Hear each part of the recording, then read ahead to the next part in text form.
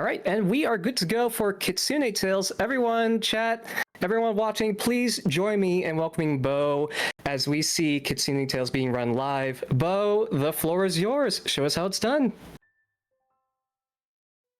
Hello, everybody. My name is Debonair VT, but you can call me Bo. And today we're going to be playing Kiri Percent New Game, which is a cool category from a lovely game that was released last year, Kitsune Tales. Joining me tonight, I have the lovely Rally. Rally, how you doing tonight? Pleasure to be here as always. I'm excited to watch some of these little foxes go as fast as possible. Heck yeah, same. All right, so we only have a couple of little things to get out of the way before we start the run. The first and most important thing is the purple fox that you see down there in the corner. This might be one of the last times that you see her tonight. We're playing a different character, and we'll talk about what that character does when we get into the run. And the other important thing is this magic postcard actually influences a couple of RNG pieces in the run. We don't quite know why yet, but we know that it works and it's consistent. So we're going to be setting all of these values to 1, and that's going to guarantee that we get a couple of items from mini games later on in the run. So the very first thing we're going to be doing is booting up the game and switching characters, and we're going to be just getting going nuts. So this game does have a timer in the bottom right corner if you want to keep track there, but I also know that the stream's got that fancy overlay, which is always nice as well. So I suppose without further ado, let's get going in 3, 2, 1, go. Okay, so welcome to Kitsune Tales. This game is a love letter to the Super Mario 3 style video game. It's a really neat 2D platformer, and we are playing the second half of the game. Kiri, this orange fox here, is the second character that you get to play as the game goes. Her unique mechanics kind of boil down to she's got a sword and she knows how to use it, which is pretty sweet. The other things that she can do are stomp on the ground to break blocks below her and jump off the walls. This is normally where you would learn that, but I've played this game before, so we're just gonna skip it. Oh, I almost forgot. We're playing on a specific difficulty setting, aren't we, Rally? Oh yeah, would you like me to kind of go over what that means? Yeah, if you would. All right, well, you can play on Kitsune Tales has 3 different difficulties, and you can swap between them at any time. There's one that kind of emulates the original Mario 3. You get items, and you could use items on the overworld, but you can't use them in levels. There's a second one where you can use your items in levels, and then there's a third one for people, they might not want to be troubled by all the platforming. It means that if you have that one set, then if you fall in a pit, you come back up in a little cloud, and you can either skip the hazard that bothered you or just kind of try it again and be on your way. It turns out that it is also very useful for speedrunning in a number of different ways. And Bo's going to do their best to show us as many of the good ways and as few of the bad ways as possible. Super accurate. Yeah, so because it puts you back in the cloud, as we saw in that 1-1 stage, it means that we kind of have unlimited movement for a short amount of time. So it ends up being extremely useful for climbing vertically when we need to do that. We can also use it to occasionally pop ourselves into walls, which we'll do a couple of times throughout the run. But most importantly, it makes it so that basically every trick in this run has no loss. You can try everything in every run, and if you get close, you're still saving time, even if you miss it and fall in a pit. Like, I'm not going to name any names or anything, but somebody just did that. So it really is a neat system. And in 1-3 here, we're going to get into a room where we need to ascend vertically pretty quickly because the room is on a cycle, and we're going to be both visiting the inside of the walls of this house and experiencing what it's like to fly on a cloud pretty quick here. So yeah, what other interesting things? Oh, I got the jump. Let's go. That jump's extremely hard to get, but also nice. That shows off some of the cool tech that Kiri specifically has. The other character that you can play in this game as Yuzu is more like a traditional Mario character. So think like you've got 2 hits, you go from big to small, and you can pick up costumes that give you unique special powers. Since Kiri was given a sword from the very beginning, she kind of has her own very specific play style and a lot of tech that comes along with that. So as we progress the game, we're going to be having duels, standoffs, showdowns with our mentor, whose name is Aaron. And based on the the general story of the game, Kiri is a relatively well-known person, and Aaron is her teacher. There's a bad guy that Aaron works for who kind of tells her, you need to help me or else. And so Aaron says, fine, I will do that. I'll try to help. And then challenges us to duels pretty regularly, where she tells us, you better watch very carefully while we're fighting, because what she's actually doing is teaching us new abilities. So we really like Aaron. Aaron's very cool. And the abilities that we could get to use throughout the game are going to vary from just dashing sideways but having a hitbox so we're safe, all the way up to fully on flying through levels, whether we want to or not. So there's going to be a lot of cool things that Aaron, that talking to and learning from Aaron is going to enable us to do. And we get about one special power per level after World 1. The other very important trick that we're going to be using for the early game is something that's going to happen in this room quite a lot, which is this slope jumping situation. So Rally, if you want to potentially explain this one while I'm flying around at top speed. Already through, but as you see, and as you'll see plenty of other times in the run, what you can do is since it's like Mario 3, you gotta have the little butt slide, and since Kiri can butt slide, she also builds up a lot of forward momentum, and kind of similar. I don't know if anyone's ever rocket jumped in TF2, but if you don't hold the forward button, you retain that momentum, and you can take advantage of the slope to make yourself go faster than you should, and as long as you don't hold forward, you'll keep going forward at a really high speed, and you can time your jumps to kind of keep re-jumping to retain your forward momentum, and it lets you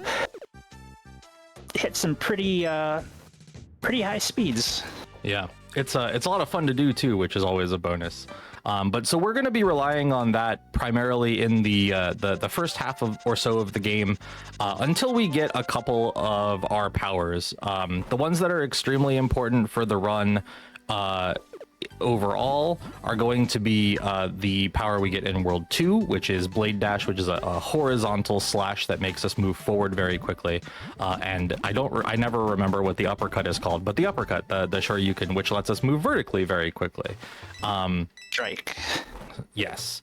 So with those, we're going to be able to kind of achieve a lot of our going fast strats, and we don't really have to worry about too much as far as all of that goes. Eventually, when we get into World 5, we're going to get access to the really cool one, which is Spirit Rush. And we'll talk about that more when we get there. But for now, the big thing is that we're getting out of World 1. We're making great time, too. World 1 is the shortest world. There's only 5 stages here, but it's kind of just an intro to get you used to kind of the level design and the controls, and there's a lot of story that obviously we're skipping here, which you should absolutely play through the entire game on your own. Oh, it's time to meet our friend Montgomery the cat.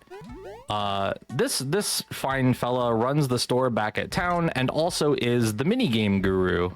So anytime you see, goodness gracious, the dog movement was something else there. Anytime you see a little cat face on the world map, it means that there's a minigame of some variety. And there are 3 different kinds that you can get that range from card matching games to Wheels of Fortune to the one that we're going to be using in this run, the Monty Hall game.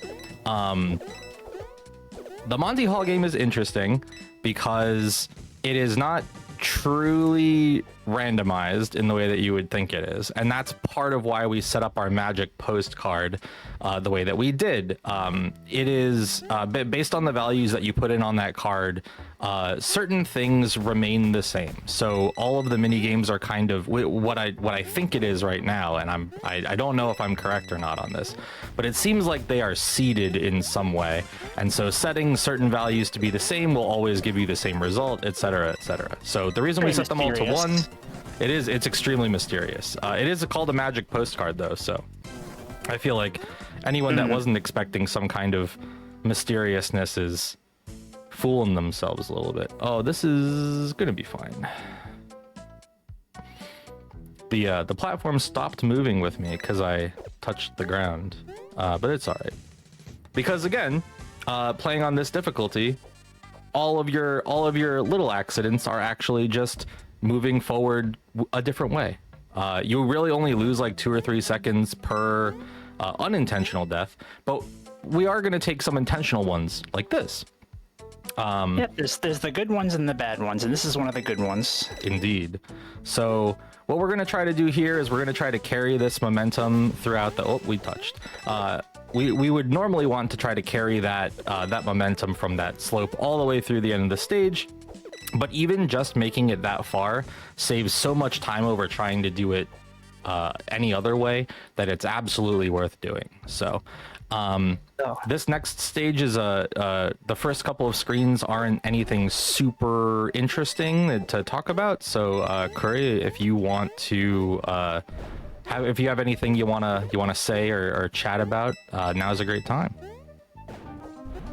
Sounds like a plan. I'd like to announce that we have a new incentive open for this next run after Kitsune Tales, and this will be for Crano Origins.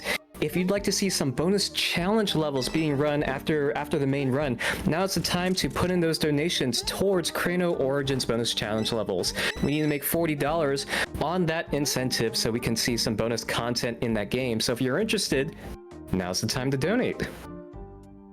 Awesome stuff.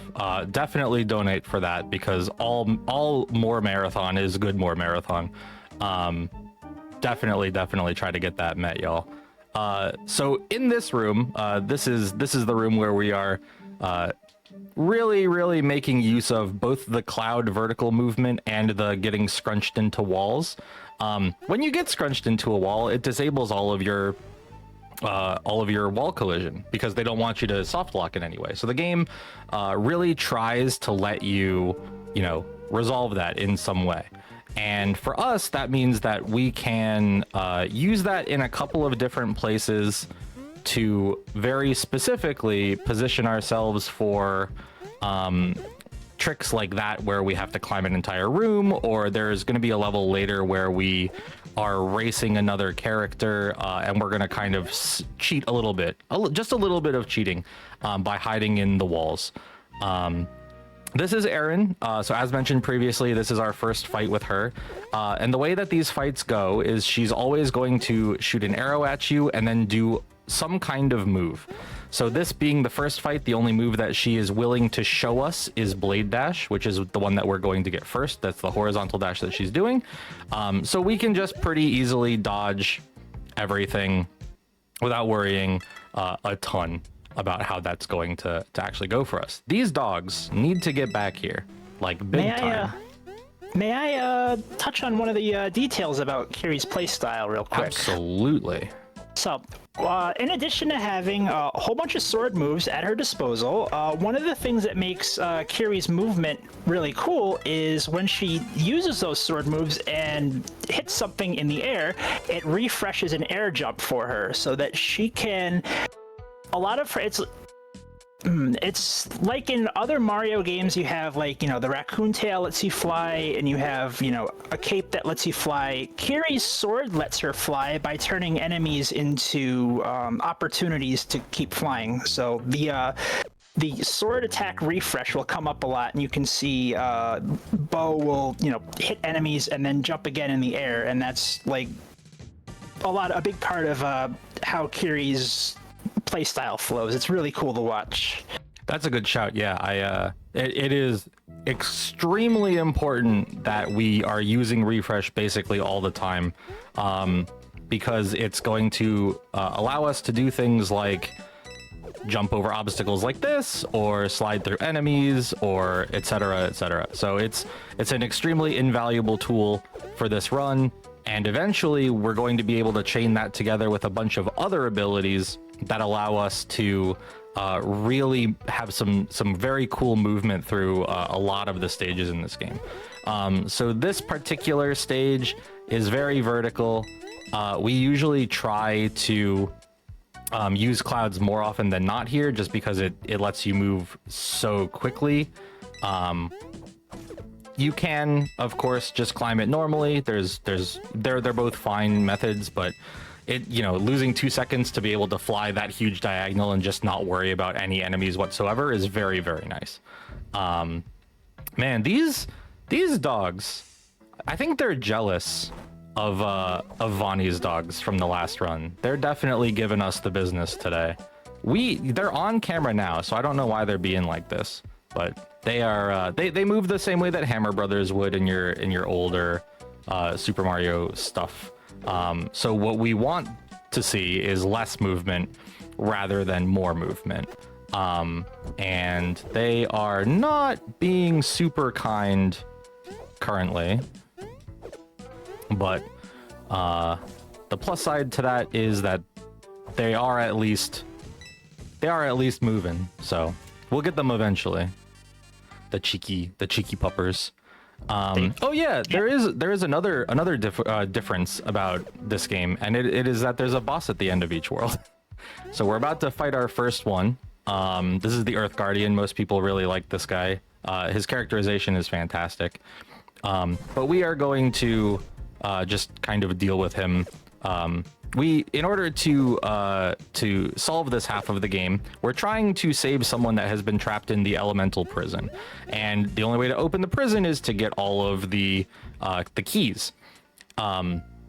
So rather than ask politely for them, we just opt to fight everyone, because Kiri and Manners are strangers sometimes. She's in a bit of a hurry. Yeah, she's got things that she needs to do. Yeah. So we're going to be fighting all the bosses.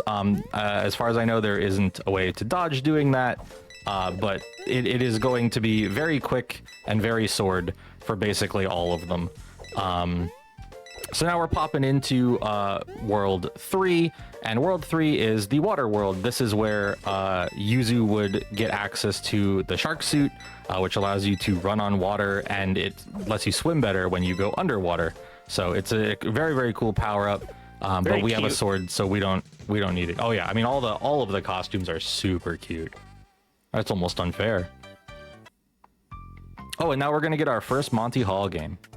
So the math says that we should switch to get the best odds of getting the item. However, we know based on our magic postcard settings that cloud is always going to be on the left if you choose the left. So we are almost never, oh goodness, we're almost never going to miss that. And if you do, it's most likely a menuing situation, and it's not actually a setup situation. We're going to use this one more time because there is one additional Monty Hall problem game later on in World 5. And World 5 happens to be the world where we are going to be using both of the clouds that we're going to be getting. Now, the difference between these clouds and the clouds you get when you die or when you take a death are that these clouds will last for the entire level. So as you might imagine, that's very, very good for trying to avoid things that are going to be slow, even if they're designed well. It's a bit like the P-Wing, so. Yeah, there you go. That's exactly what it's like.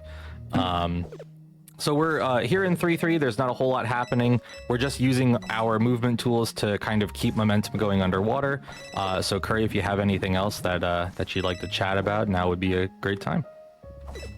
Sure thing. We appreciate every donation towards Little Warriors, which is the charity we are working in support of today. But we also appreciate spreading the word of this worthy cause. If you're on social media, you can also help out by sharing our social media posts and getting the word out about this event and Little Warriors. type !socials in chat to get links to Prevent-A-Thon social media. We upload clips to Blue Sky, I believe, and you might see some cute puppers on there and some other fun animals that we've seen earlier tonight. So definitely go check those out. I think they'll be fun to rewatch later. Oh, for sure. I was absolutely losing my mind when the pups came out at the end of Vonnie's run. Absolutely worth checking out for sure. And I'm sure there's clips from everything else. I know Kyo's run went really well. We had a couple other very cool runs today already, and there's more to come tomorrow. So definitely want to keep your eyes on all of that stuff because it's just going to keep getting better. As far as this game goes, however, we are currently doing one of the scarier levels in the run, which is a very large vertical swimming stage. And what we need to do is these lanterns have special properties. When you touch, anytime you touch light, the ghosts will de-aggro you, and ghosts become intangible when there is light. So what you end up wanting to do is you want to make sure you dodge all the ghosts on the way down so you can get the lamp, and then when you have it, you can use it to light up the door at the top of the room. If we were to at any point lose our little snorkel suit here, it would be very troublesome because the dog RNG has been pretty bad today, which of course means that we don't get any extra items from them until they have gone back to a different area, or closer to us in an area that we can actually reach them. So occasionally we will have a backup pair of flippers here, but that was not the case this time. So now this is the second Aaron fight. This is where we're going to get the second important piece of movement tech for the run, and we're going to start using her own tools against her because we learned from her what to do. So this is a really consistent way to manipulate the AI. If you are on the ground and you are within a certain distance of her, she will always try to blade dash at you, and so you can use blade dash in the other direction and she just can't hurt you. Yeah. Now, something we've been doing every time we've seen one of these levels where you are supposed to, where it tells you that you've gained a power up, we have been very specifically quitting to overworld, which saves us a little bit of time because you don't have to run across the entire screen to advance things. But it is a little problematic because you don't get the if you quit to overworld, you don't get the item that gets dropped from the boss fight. So there's only one that we really need from the Aaron fights, and it's that power fox that we just picked up. So we needed to run across the room to actually finish that one out. But in basically all of the other Aaron encounters, we are going to be quitting out to the overworld because we get our powers, and that's kind of what we care about.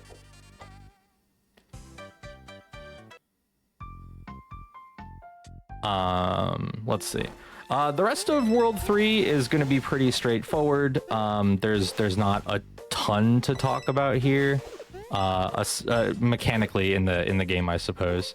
So if there's, if you had anything out, Raleigh.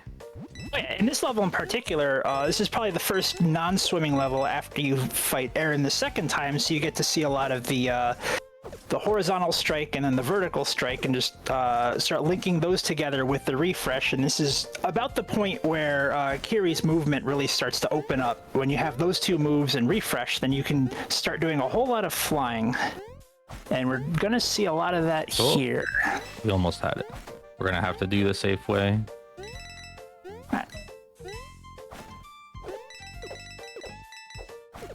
Come on now. There we go. All right, we got there. Oh yeah, it is worth noting, in addition to refreshing your jumps, the refresh mechanic also refreshes the use of each of your moves. So you could use them once each in the air unless you hit something, and then you get them all back, which lets you fly a whole lot. Yeah, and there are a couple levels later on that we will be doing. My kingdom for flippers in this stage.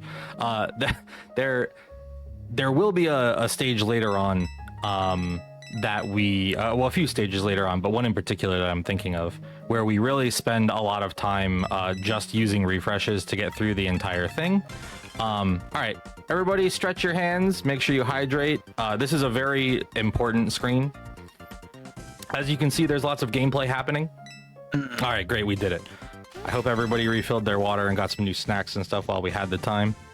But yeah, that's why we want the Power Fox. That screen is so slow otherwise.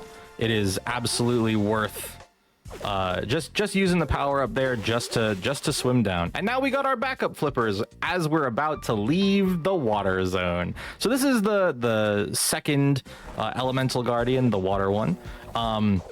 He's a lot less polite than the first one. He kind of just wants to fight you, which, you know, fair. Works in our favor, you know. It does, yeah, because we're still not very good at manners yet. So now we're popping into World 4. World 4 is the snow world. So this has some. Oh, I didn't hold low. Yeah. Well, that's all right.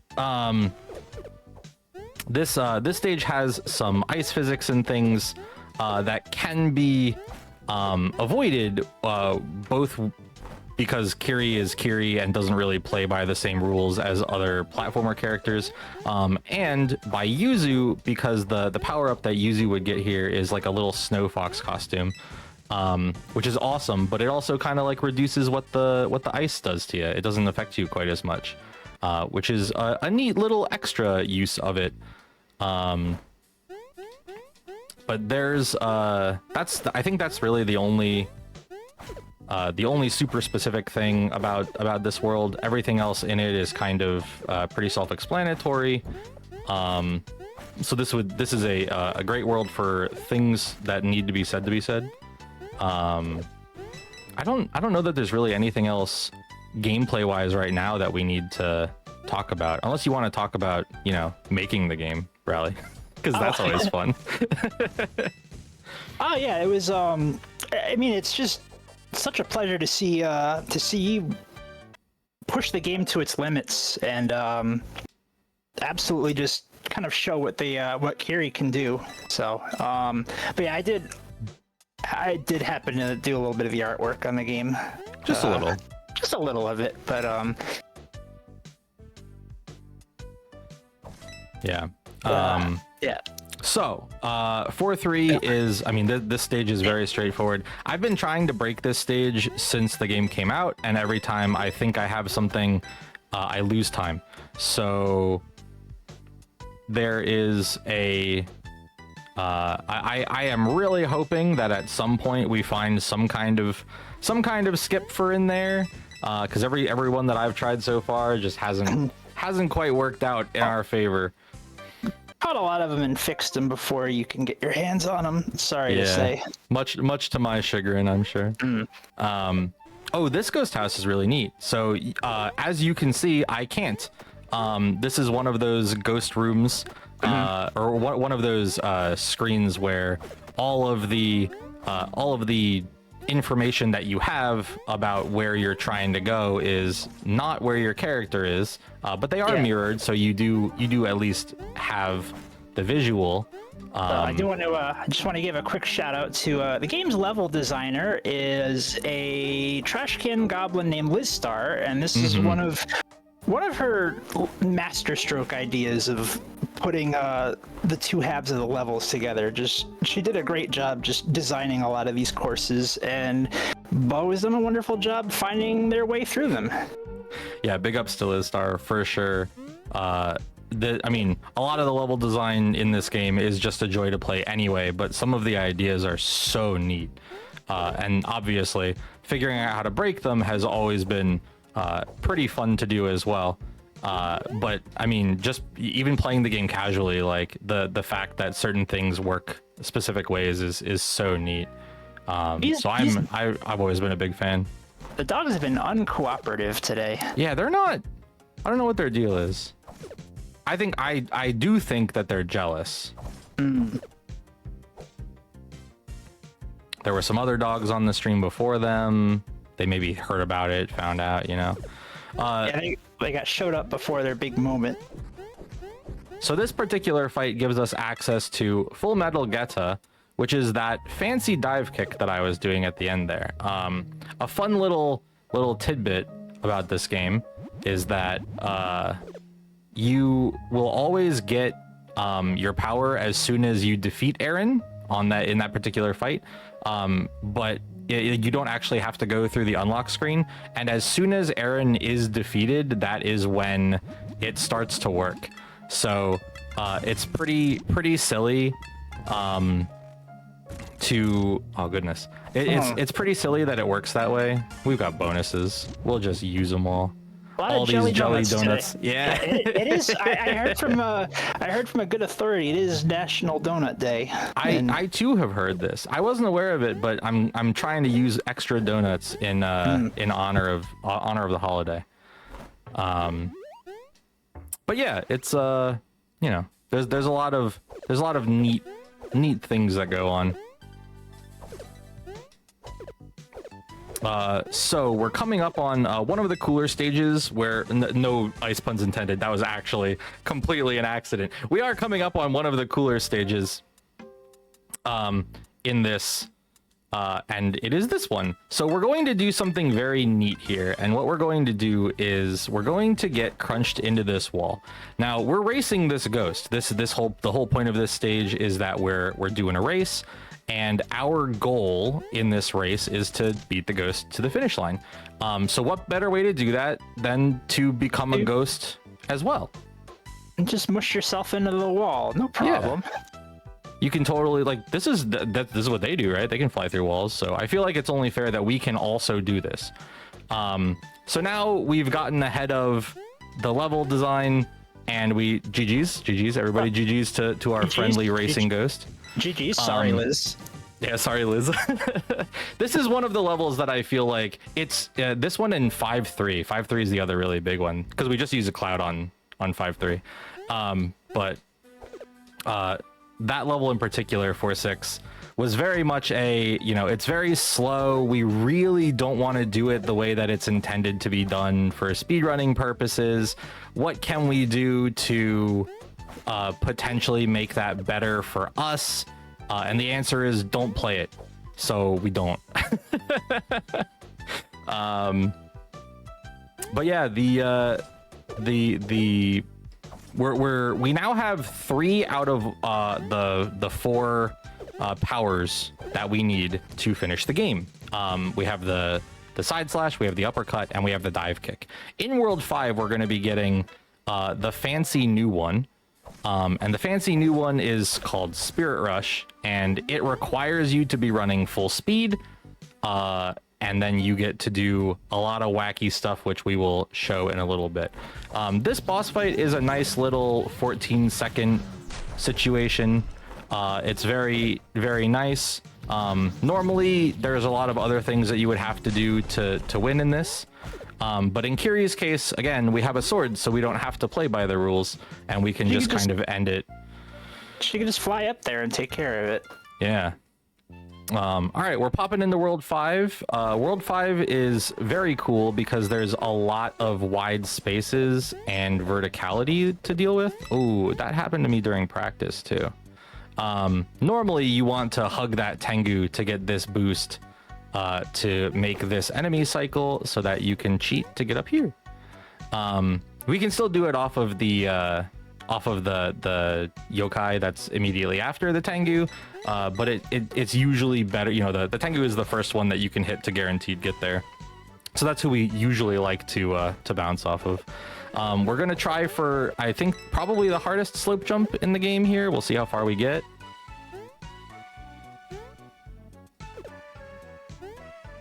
I'm a believer. I'm a believer. Oh, baby, let's go. I believed the whole time. Let's go. I haven't hit that in a long time. I'm very happy that we got that. Woo, baby. It was beautiful. Oh, man. That's what this game's about. Oh, this is a cool stage. So there was one of these earlier as well. There are stages where the entire thing is based on a cycle, and it is your job as the player to kind of figure out where the cycles start and end and all of that, and figure out a path through. Because they're always the same, you can kind of choreograph your entire run through these stages. which makes it extremely cool. And this particular stage is a great example of what it is like to use refresh over and over and over again, to just kind of reset everything that you need to reset. And this is our second Monty Hall game. This is the last mini game we're going to be doing in the run, but we now have Montgomery. Thank you, Montgomery. We now have both of our clouds. So how was your day? Because we're not going to do a whole lot of anything for the next minute and 20 seconds or so.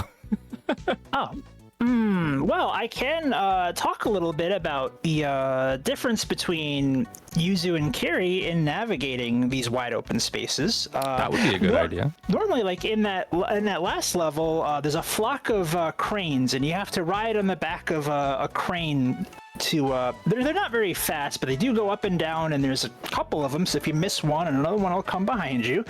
And all of these. The Tanuki will throw their projectiles at you, and you gotta kind of duck and dodge them and stay on the birds. But because Kiri has a sword that lets her fly, she can kind of, make her own way in the world. She can cut her own path, and she doesn't really need to adhere to the whims of the cranes, and she doesn't really need to abide the laws of the Tanuki. She can just do whatever she wants. Mm-hmm. That's part of why we love playing this character. She rules. Going into 5-4 here, this is just a cycle-based level. This level was a little overtuned in vanilla, I think. But it has since been made a little nicer and more fair. We thought it was okay for one of the levels to be, what was the word? Infamous. And this was the infamous level. It definitely lived up to that. For sure.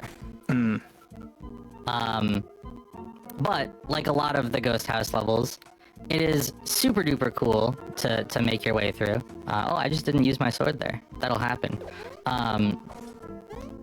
All of the Ghost Houses I think are great. They're all themed really well and they look really cool.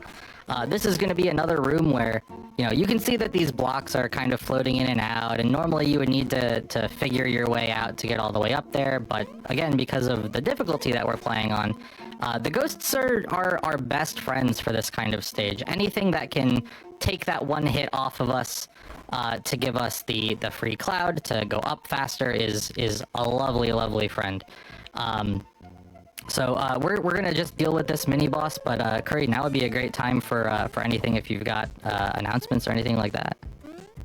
I sure do, and I gotta say, I really do appreciate y'all pointing out the level design and appreciating it sometimes by not interacting with it, but you know what I would also appreciate? Appreciating the design in the bonus challenge levels of Chrono Origins, which is starting in 33 minutes from now.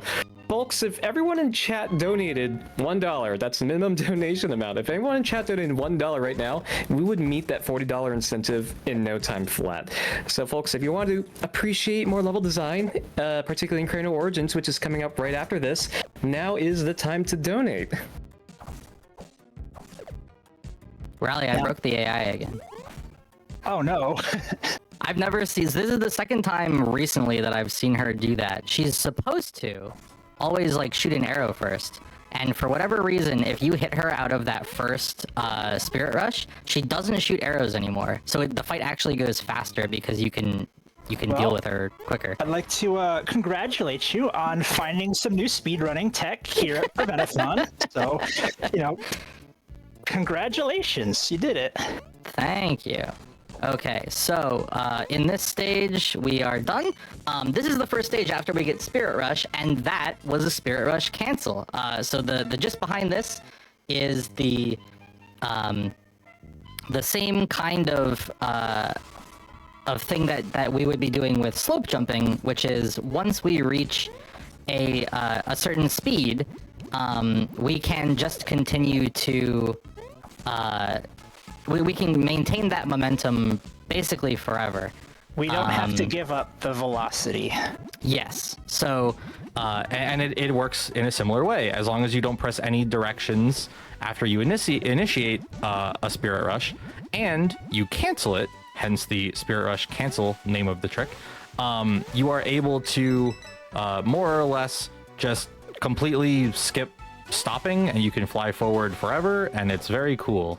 There is a cool little sword sheathing animation at the end that kind of slows you down and also slows time down a little bit so you can kind of gauge where you want to land. But if you skip that and you say, I don't want to go down, I want to go forward, you can cancel the little ending animation and just keep all your speed to yourself. Yeah, it is definitely my favorite trick in the game.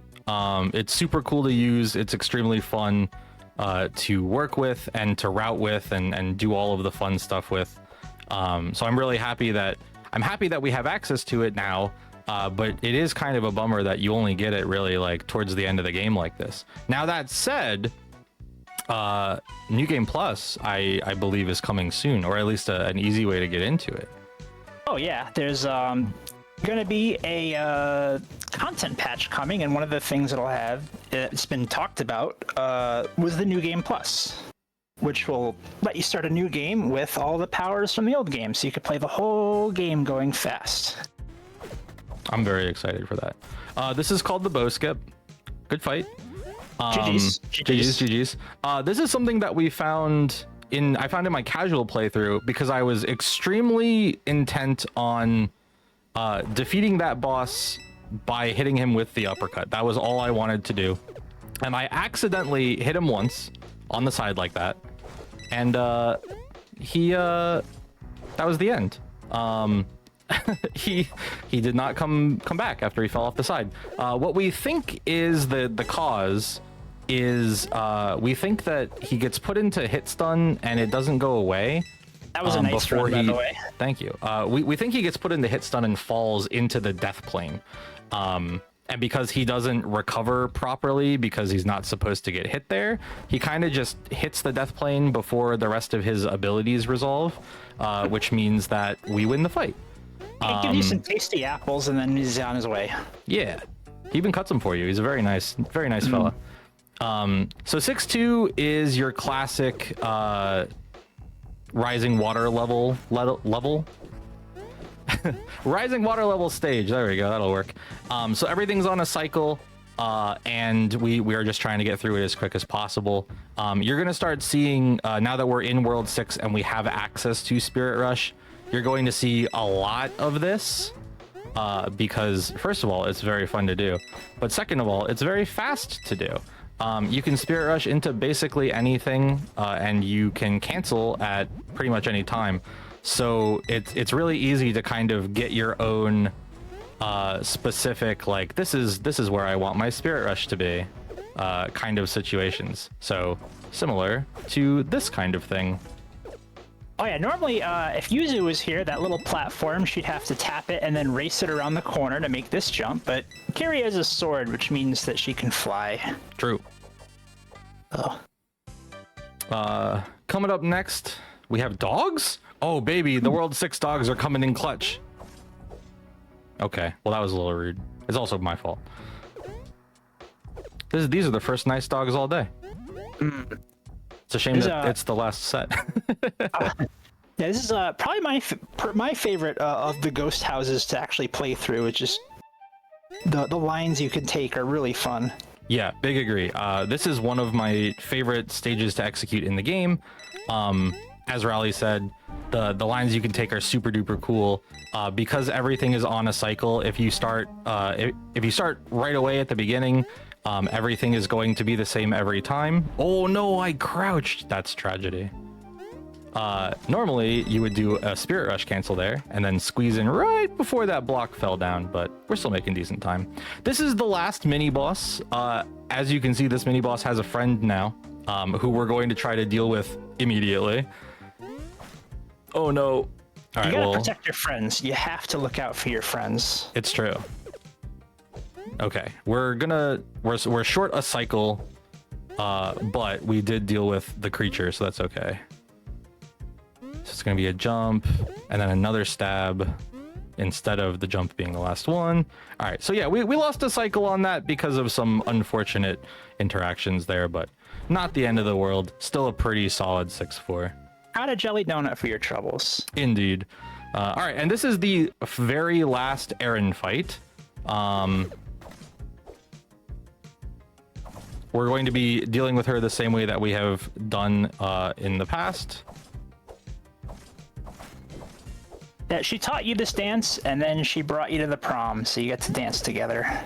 Yes, and it's a very cool moment playing the actual story to reach this point, but also fighting Erin is just cool because she's just cool. So we're gonna be doing hopefully a pair of, but definitely one of, some big SRCs in this stage. This first one, oh, we missed the Pango there. This first one is supposed to take us right to the end of this pathway, but since we didn't get that, we're gonna need to try to get the second one and make it a little bit nicer. And we're gonna try to kill this cat. Okay, great. Oh, we missed the beetle by just a bit. All right, well, we're just gonna use refresh stretch then to get through the rest of this stage. Oh, I didn't have my uppercut. I didn't realize. Water's spicy today. It's a little spicy water. It's all good though. So that's 6-5 done.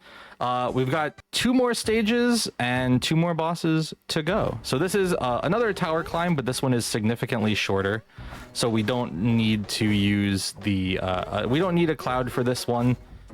This one just is good for Kiri to do refresh tech on.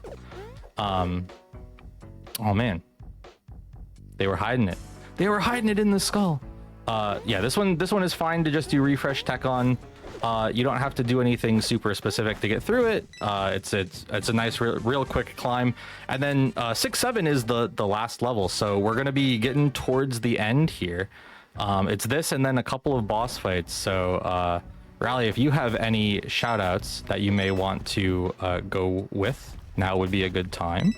All right. I'd like to give a shout out to, Annie, Liz, Shoehead, the whole team that worked on this game. I want to give a shout out to the friends, the Rowdy Boys. I want to give a shout out to my friends in the garden. I want to give my friends a shout out. Just anyone who's ever kind of put up with me over the years, while kind of just doing the things we do. Love all of y'all. So thanks for being there. Heck yeah. And big shout out to you as well. Bo, thank you for having me here. Of course. At this point, I don't think it would be the same if you weren't on comms for one of these runs. As for me, also shout outs to the Rowdy Boys. We love them. They're wonderful folks. And shout outs to the Breakers. I know some of y'all are in here. I know it's late. I appreciate you coming out and supporting you, Bun. Yeah. So this is the penultimate boss of the game. It's a neat little subversion of what you would expect from a boss fight. You're fighting an army instead of fighting the guy himself, which is pretty cool. And when you get to the end, you take him out, and we're gonna be popping into the final boss of the game now. So we're gonna be playing as Yuzu for the first time all night. Hooray! Basically, she's here. The game plan here is we're going to be hitting this orb above the mushroom's head. I know it says Oni, but it's not an Oni, and if you play the story, you'll understand.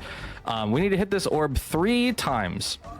The only way that we're going to be able to do that is, with Yuzu is by jumping onto these large blocks that he summons and hitting it. Once we hit it 3 times, we will need to jump at it 1 additional time with Yuzu, and then there will be a cutscene that we can skip, and we will be switching over to Kiri for the second half of the fight. And the Kiri half of the fight is really funny. You'll get to see very briefly what little Yuzu looks like. That's also true, yeah. One of the only downsides to playing Kiri is that Kiri only has 1 hit, but Yuzu has 2. So Yuzu becomes small, and when Yuzu is small, she is a fox. When Kiri is small, she floats up from the bottom of the screen on a cloud because she died somehow. Okay, so we are going to do some very specifically Kiri things here. For whatever reason, I went a little bit too early. That's okay though. For whatever reason, Kiri can be invincible sometimes when using her special powers, and so that ends up clearing the boss pretty quick. Just as a heads up, y'all, I think we're gonna world record by like maybe 10 seconds. Oh wow! We're looking at 47.56 as the current record that we set on Monday. So everybody, help me out. Tell these foxes to talk faster. We might get there. I think we're gonna get there. Yep, oh time's baby, we're coming gonna up. get there. Time. 47.43. So yeah, 13 seconds. There you go. Wow. World record on Prevent-A-Thon. Congratulations, world record, folks. Let's You'll hear it in love chat. to see it. Awesome. So there's only one other thing that we need to make sure we do. Chat, I need you to get ready because I need you to show me that you're still awake. Something is going to happen here, and you're going to know when it happens that we're going to need to type "Let's go lesbians" in the chat, okay? You're going to know the moment. You'll see it when it happens. Hold. Not yet. Hold.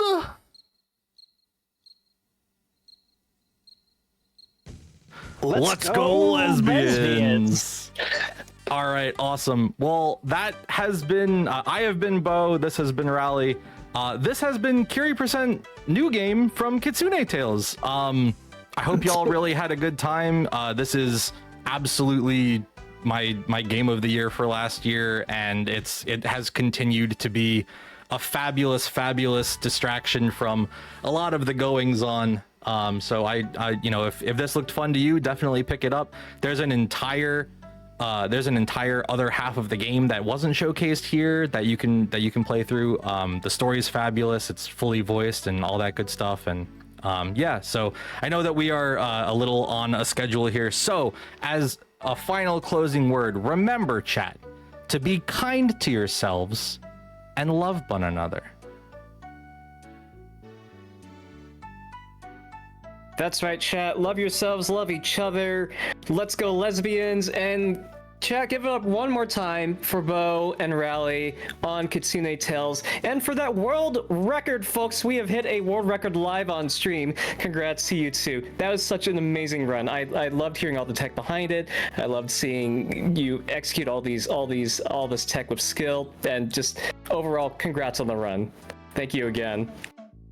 Yeah, thanks. It's been a pleasure, and big shout outs to Prevent-A-Thon for both supporting Little Warriors, which obviously is the more important thing here, and giving us a cool little platform to both help raise money for a great cause and show off a neat little game. Yeah, thank you for having us. It's been a pleasure. Absolutely. All right, folks, we are going to head into a short break here, so hang tight, everyone. Go grab some water, grab some snacks, grab a jelly donut if that suits your favor, because today's apparently International or National Jelly International Donut Day. But we will be back with more runs at Prevent-A-Thon 5 in just a brief moment. But before we do so, this is it for my time behind the host mic. I've been not Kiri, but Kiri, and it's been my pleasure hosting for these past couple of runs. So thank you all for joining me tonight in that. So yeah, I will leave you in the hands of the very capable Tauronite right after the break here. So stay tuned. There's more Prevent-A-Thon 5 to come.